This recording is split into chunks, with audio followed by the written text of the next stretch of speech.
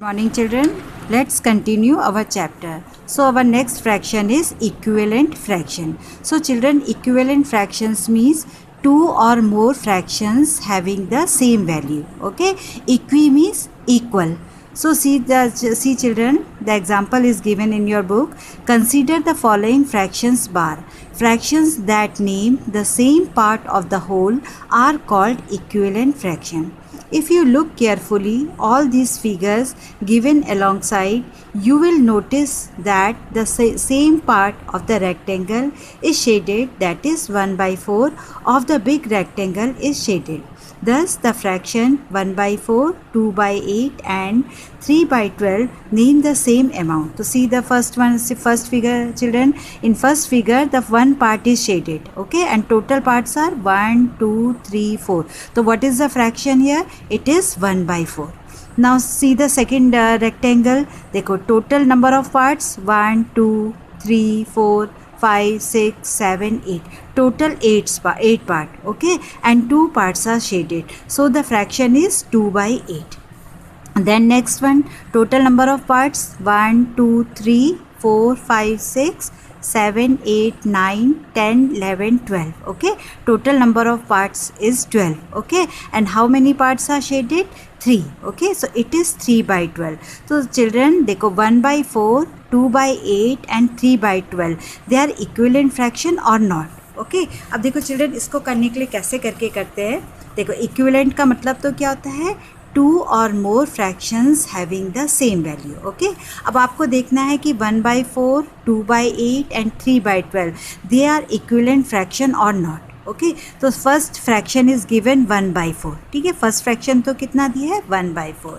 Now take the second fraction. Second fraction is 2/8. So children, when we simplify या when we cancelled, देखो 2/8 को cancel किया, 2 1 ज़ा 2, 2 4 ज़ा 8. Okay, it comes 1/4. This is the second one. Then take the third one, 3/12. Cancel the numerator and denominator by the same number. देखो 3 1 ज़ा 3, 3 4 ज़ा 12.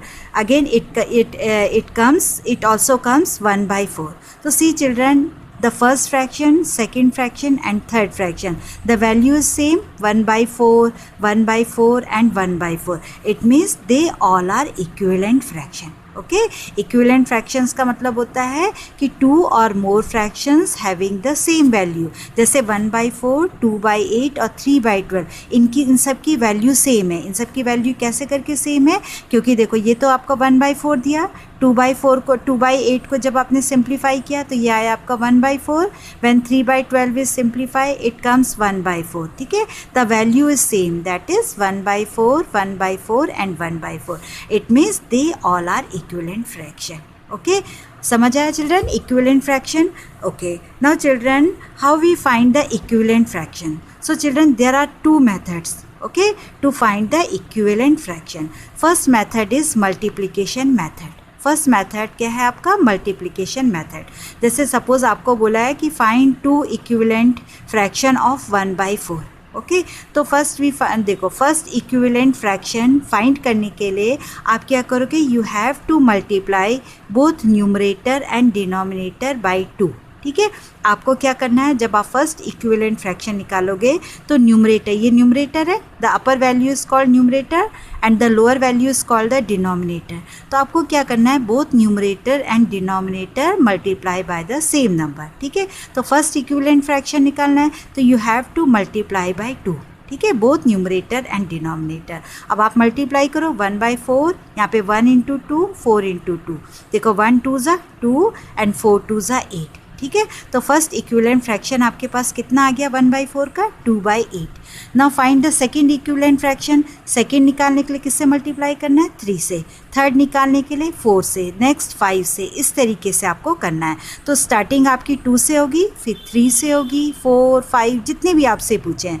लेकिन चिल्ड्रन, आपको क्या करना है कि न्यूमरेटर और डिनोमिनेटर को सेम नंबर से मल्टीप्लाई करना है. जैसे हम यहाँ पे क्या करें? न्यूमरेटर और डिनोमिनेटर दोनों को किससे मल्टीप्लाई कर रहे हैं? 2 से. ठीक है, now find the second equivalent fraction.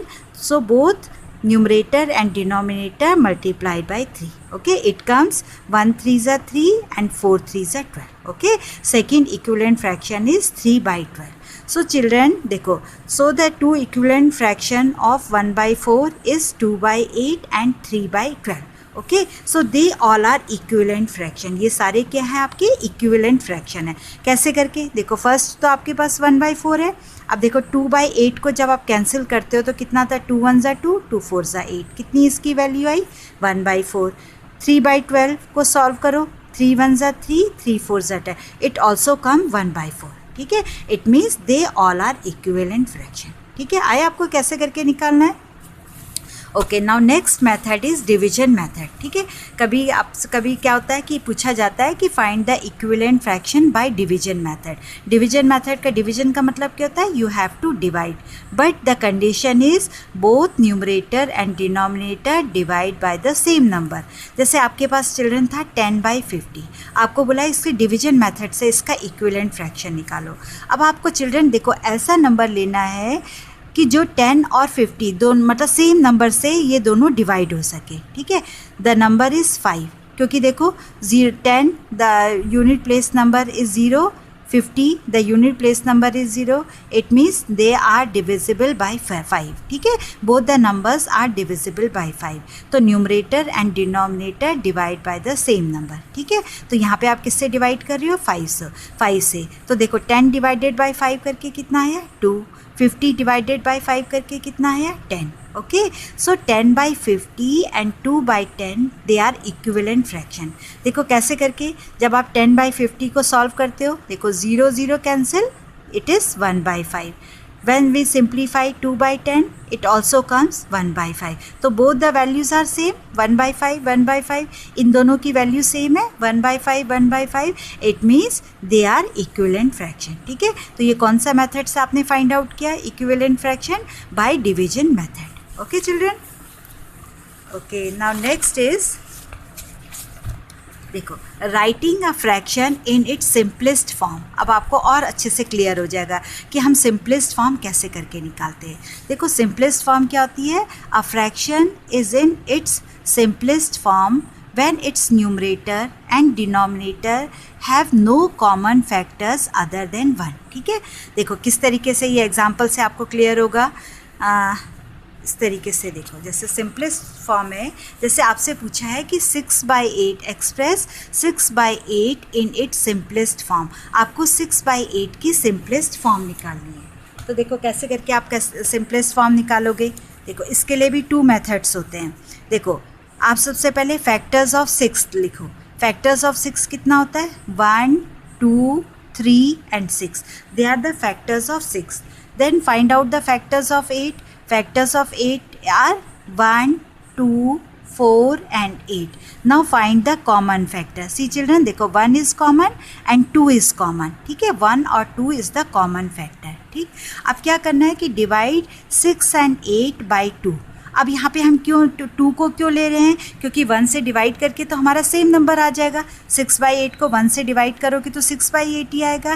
तो वी टेक सेकेंड नंबर, यहाँ पे आप इसको नंबर को लोगे. ठीक है, second common factor. Common factor का मतलब होता है कि वो जो ऐसा नंबर जो दोनों को डिवाइड कर सके. जैसे 6 is divisible by 2 and 8 is also divisible by 2. ठीक है, so the common factor of 6 and 8 is 2. ठीक है, तो डिवाइड 6 and 8 by 2. अब आप यहाँ पे क्या करोगे, both numerator and denominator divide by the same number. देखो चिल्ड्रन, फ्रैक्शन में आपको सेम नंबर से करना होता है. ठीक है, डिवाइड मल्टीप्लाई न्यूमरेटर और डिनोमिनेटर को. तो 6 divided by 2 it comes 3. 8 divided by 2 is 4. Okay, now children 3/4 have no common factor except 1. So this is the simplest form. अब 3/4 का क्या है, कोई common factor नहीं है except 1 को छोड़ के. Okay, it means 3/4 is the simplest form of what, 6/8. 6/8 की simplest form कितनी आई है आपके पास, 3/4. Now children see the second example. देखो 15 सेकेंड फ्रैक्शन इज़ 15/30. ओके, अब 15/30 इसका कॉमन फैक्टर क्या है चिल्ड्रन, आपका 3. ठीक है, common factor is 3. So both numerator and denominator divided by 3. ठीक है, 15 divided by 3 is 5 and 30 divided by 3 is 5 by 10. Now 5 by 10 is also simplify. 5 अभी 5 by 10 ये simplest form नहीं है. ये simplest form का मतलब क्या होता है कि जब उनका common factor केवल 1 बचेगा. ठीक है. Now 5 by 10 is also simplify. देखो the common factor is 5. ये दोनों नंबर 5 से डिवाइड हो सकते हैं, तो आपने क्या लिया 5.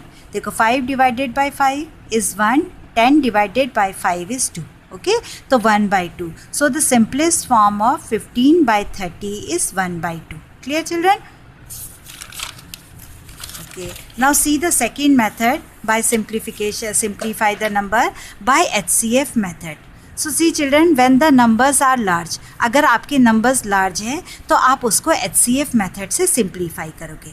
HCF method आपको मैम ने बताया था, इसके लिए आपको division method को follow करना पड़ेगा. तो first we find the HCF of 210 and 330, क्योंकि अगर हम इनके factors निकालने लगेंगे तो बहुत ज़्यादा हो जाएगा. ठीक है, तो आप इसके लिए क्या करोगे, HCF मेथड को फॉलो करोगे. ठीक है, यहाँ पे हमने लिया, हमने क्या HCF में क्या करते हैं, डिवाइड क्या करना है the larger number by the smaller number. तो 210 वन ज़ा 210. ठीक है, इट कम्स 120, the remainder is 120. So this is our new divisor and the previous divisor is our new dividend. Repeat the process till when the remainder get 0. ठीक है, इसको तब तक करना है जब तक आपका रिमाइंडर यहाँ पे 0 नहीं आ जाता है. ठीक है, तो आपने इसको पूरा सॉल्व किया है. HCF कितना आया आपका 10. तो अब आपको क्या करना है, both numerator and denominator divided by 10. Okay, तो 210 डिवाइडेड बाय 10. चिल्ड्रन देखो 0 0 इज कैंसिल. ठीक है, इट कम्स 21. 330 डिवाइडेड बाय 10, देखो 1 1 0 कैंसिल, इट बिकम्स 33. ठीक है, नाउ 21 एंड 33 इस ये क्या हो सकता है, फिर से सिंप्लीफाई हो सकता है. ठीक है, now find the common factor of 21 and 33, 3, क्योंकि 21 3 से भी डिवाइड हो सकता है और 33 भी 3 से डिवाइड हो सकता है. ठीक है, तो 21 divided by 3 is 7 and 33 divided by 3 is 11. Okay, तो 7 by 11, तो 7 by 11 is the simplest form. ठीक है, is the simplest form of 210 and 330. Okay, clear children?